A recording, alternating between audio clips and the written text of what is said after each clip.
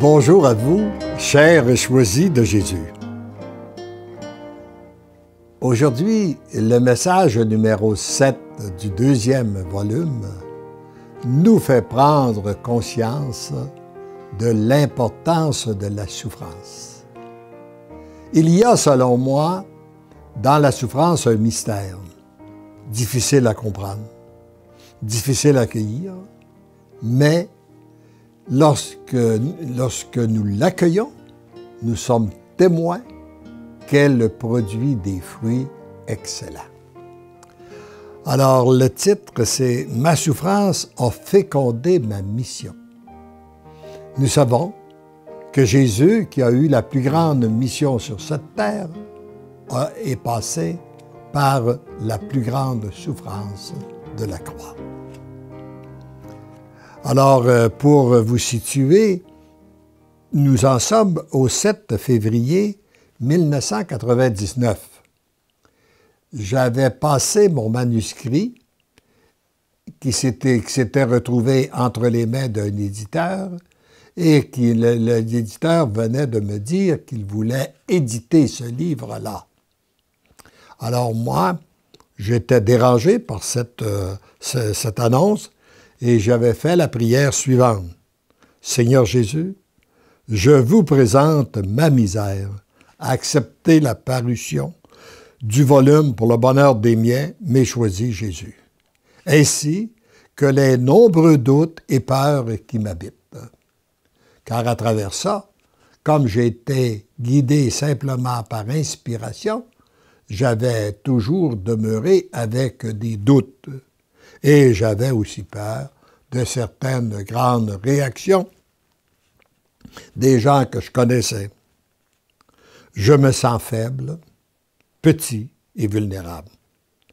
Je vous offre cette souffrance et l'unis au vôtre pour ma purification et celle de mes frères et sœurs, principalement pour ceux et celles qui sont en perdition et qui vont mourir aujourd'hui. Merci d'entendre et d'exaucer ma pauvre prière. Je vous aime.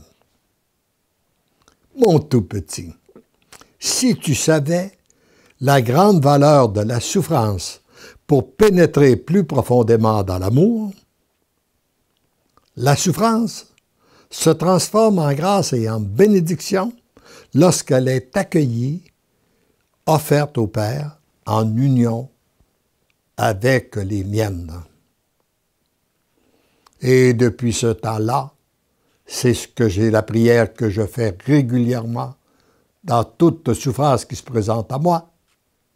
Je l'accueille et je l'offre au Père afin qu'elle soit unie aux souffrances de Jésus et qu'elle soit transformée en grâce et en bénédiction pour l'humanité, et principalement pour ceux et celles qui sont la cause de nos souffrances. Heureux es-tu de ressentir cette souffrance avant l'apparition de ce volume.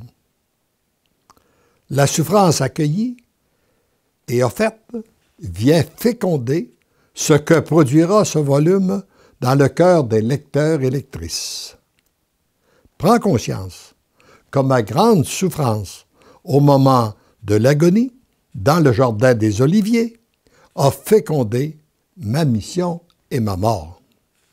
Si ma mission a dû être fécondée par ma souffrance, n'est-il pas normal que ta souffrance vienne féconder ta mission?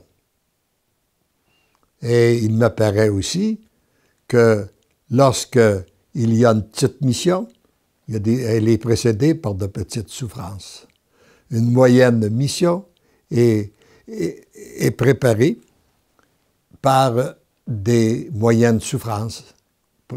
Et une grande mission, elle est précédée par de grandes souffrances.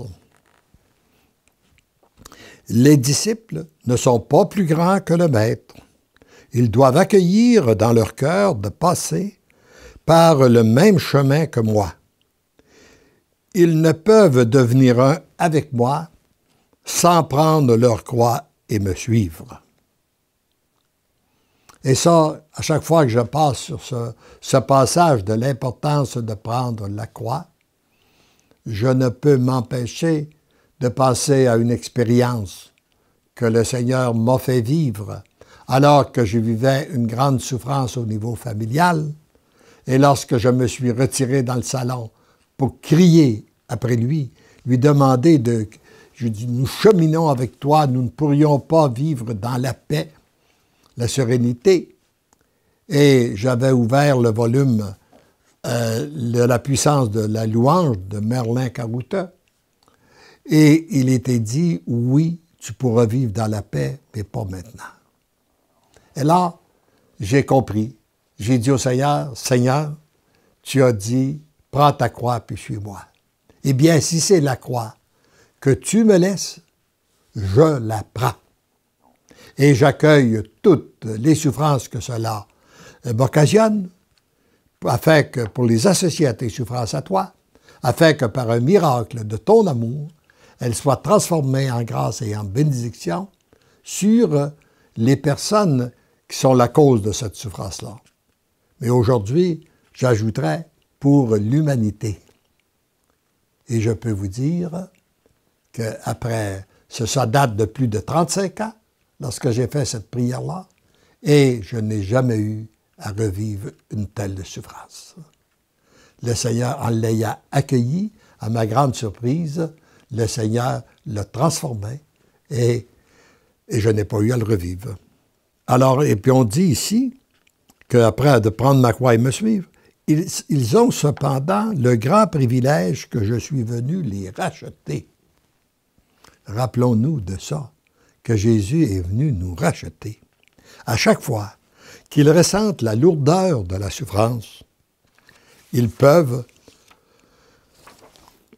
me remettre ce poids pour découvrir que mon joug est léger. Continue à me remettre tes souffrances dès que tu les ressens. Tu découvriras de plus en plus ma présence qui vient alléger ton fardeau. Souviens-toi que tu n'es jamais seul. Je suis toujours avec toi.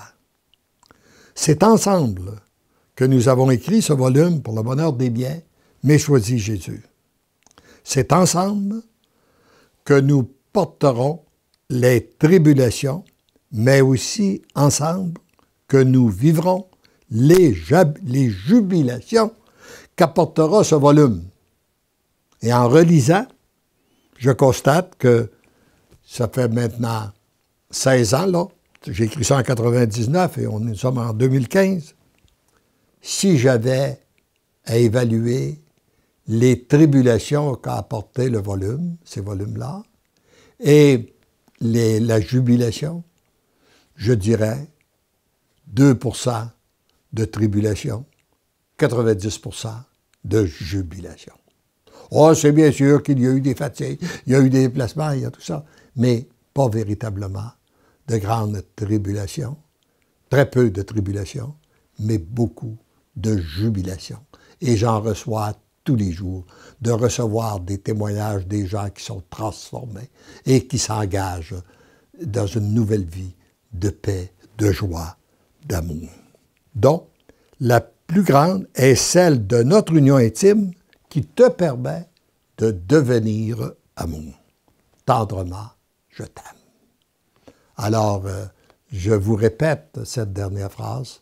Retenons, si nous constatons que nous ne sommes pas toujours amour avec les gens qui sont autour de nous, les gens que nous rencontrons, eh bien, demandons à Jésus de devenir de plus en plus intime avec nous, afin que nous soyons toujours et partout amour, que nous puissions être imbibés de son amour et la transmettre à tous ceux et celles que le Seigneur met sur notre route.